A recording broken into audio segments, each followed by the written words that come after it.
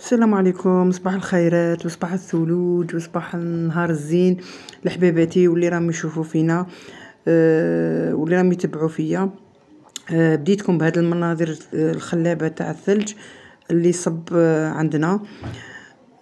منظر روعه ما شاء الله. اليوم في هذا النهار درت وصفه تريده او شخشوخه تاع الظفور، وكل واحد وكيفاش يسميها. هذه وصفة شابة توالم مع هذا البرد مع هذا الثلوج، يعني جبت لكم وصفة سهلة وتقدر أي وحدة مبتدئة تديرها وتجربها وتخرج لها تخرج لها يعني بنتها شابة وما تخرج لهاش ناشفة بزاف كما راكم تشوفوا. هذه هي يعني زينتها بشوية فول. نروحوا أولا المقادير اللي جبتهم عندي.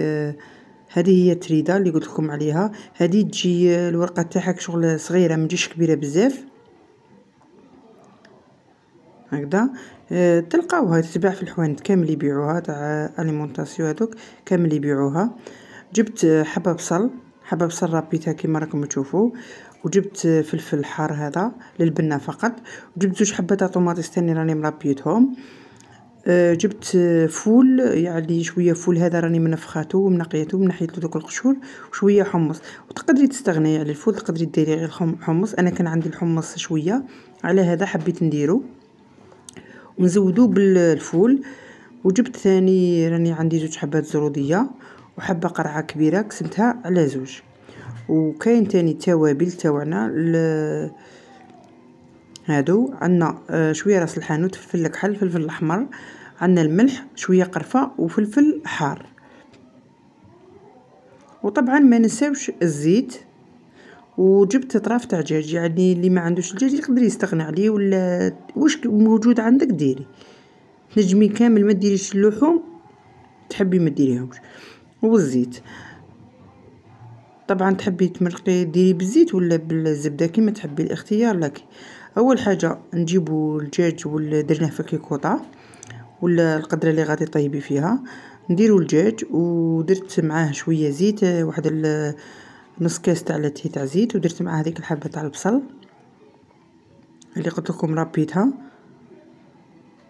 هكذا كيما راكم تشوفوا، وحطيته فوق النار وغادي نخليه يتقلى شويه هكذا بهذه الطريقه. نخليه يتقلى مليح. نزيد معاه الطوماطيش تاع الحبه هذيك اللي راني مربيتها. ونسيت ما قلت لكمش ثاني نستعملوا الطوماطيش تاع الباطا هكذا. زدنا هذا الفول والحمص، زدنا معاه الخضره هذه اختياري، تحبي ديريها تحبي ما ديريهاش كيما تحبي نتيا. تحبي تخليها غير بالفول والحمص بلا ما ديري الزروديه والكورجيت هكذا. نديرهم مع بعض ونخليهم يتقلاو شويه مع بعض، نخلطهم طبعا.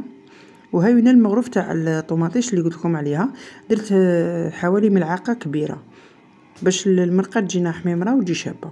درت خليتهم يتقلاو غير شويه وزدت عليهم الماء سخون هكذا. نمرقوا ضربه واحده ماء سخون هكذا. انا درت الكميه المطلوبه، يعني حتى عمرت الكيكوط تاعي باسكو الكيكوط مش كبيره صغيره. ودرت معاها هاد الجوا تاع الحار، ونخليها نسكر عليها كيكوطه ونخليها طيب. نروحو دوكا لهذيك التريده تاعنا. طبعا رانا دايرين الماء سخون مع الكسكاس باسكو غادي نفوروها. نفس الطريقه راني درتها لكم في الشخشوخه تاني الاولى هذيك اللي درتها لكم كيما كانت تتباع، وشنو تجي شغل الحبيبات تاعها يجوا شويه كبار على هذه، ما يجوش كيما كصغيرين هكذا. ندير العبر اللي تحبي، يعني هذوك يجوا واحد الحبيبات هكا يجوا محرقه فيها الداخل. درت انا 2 مشارب هكا كيما راكم تشوفوا. درت لهم شويه زيت نحكوها مليح هكا، ندخلوا كامل هذاك الزيت فيها باش شغل هذا الشخشوخه هذه ما تلصقناش هكذا. ورانا دايرين الماء يسخن فوق الفورنو. نجيبوا كسكاس نفرغوا كامل هذا الشخشوخه كامل نفرغوها ونديروها اطفور. خلوها تفور حتى نشوفوها بلي صح تدخلها الفوار، باسكو كل وحده وكيفاش تطيبها. انا نحب نخليها تفور مليح حتى نشوفها شغل بدات تطرى، يعني واحد 25 دقيقه نص ساعه. وشنو غطوها بالغلاق وخلوها تطيب. باسكو هي لازم لها تفور مليح باش تجيكم طريه، ما تجيش يابسه كي تبداو ديروا لها في المرقه. هكذا دروك درنا لها مشيربه تاع ما هكا، حليناها كامل، يعني درنا لها التفويره الاولى. بعد ما فرتنا التفويره الاولى درنا لها نحيناها من الفرن ودرنا لها الماء هكا كيما راكم تشوفوا، حليناها مليح ونخلوها تتشرب شويه هذاك الماء، ونعاودو نزيدو نرجعوها في الكسكاس ونديروها تفور للمره الثانيه. والمرقه تاعنا راهي طيب. بعد ما طابت لنا المرقه جبنا مشيربه تاع مرقه كيما راكم تشوفوا، وفارت لنا هذيك الشخشوخه زوج مرات او تريده. المره الزوجه درنا عليها المرقه، ما درناش عليها الماء باسكو الماء يولي يخليها تسماط، بصح المرقه يخليها تجي بنينه هكذا. ونبقى نخلط فيها مليح هكذا وهي في الكسكاس بلا ما نحوها في المره الثانيه من الكسكاس، ونعاودو نرجعوها فوق القدره تاعها ونخلوها تفور هكذا. ونبقاو نخلطو كيما راكم تشوفوا. دوكا راهي فارت، يعني احنا فورناها مرتين بالماء والمره الاخيره فورناها بالمرقه هكذا. دركا نديرنا شويه زبده في طاجين واحد اخر بعد ما فارتنا المره الاخيره، نفرغوها في هذاك الطاجين هكذا،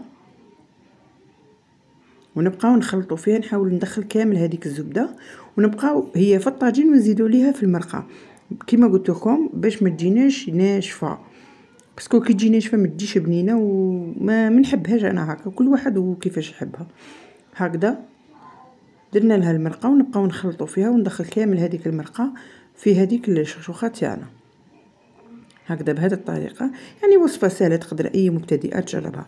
هذه هي بعد ما زيناها بديك الخضره اللي طابت والدجاج تاعنا اللي طاب، او انا درت الداند وزيناها بشويه حمص وشويه فول. شوفوا الوصفه كيفاش جات، ان شاء الله تعجبكم الوصفه تاع اليوم. ما تنسونيش خياتي بلايك واشتراك في القناه هكذا باش تدعموني.